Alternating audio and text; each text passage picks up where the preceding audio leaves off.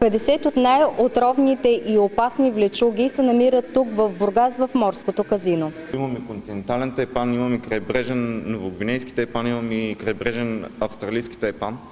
Континенталният тайпан е най-отровната змия в света. Около 50 пъти е по-отровен от индийската кобра, която се приема за единица мярка при отровност на змиите. Другите два тайпана, новогвинейския и крайбрежния австралийски, са потенциално най-опасните змии в света.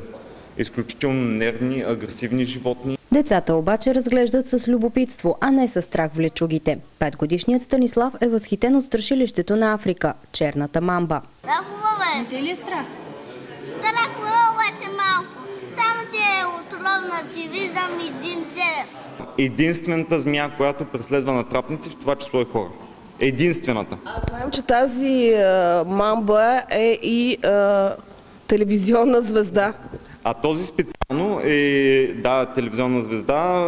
През зимата на 2015 година в Бояна снимахме сериал, който би трябвало да излезе съвсем скоро с Жерар Депардио. И този се разхожда там в едни терариуми, като част от интериора на лошия герой. На няколко сантиметра разстояние бургазли и гостите на града могат да видят съскащата отровница, която е с най-бързата в света атака – 4 метра в секунда.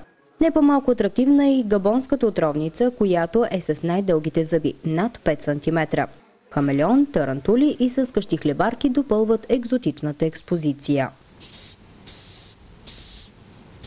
Свързали сме се с учителите по биология, защото в 7-ми клас се изучават влечугите.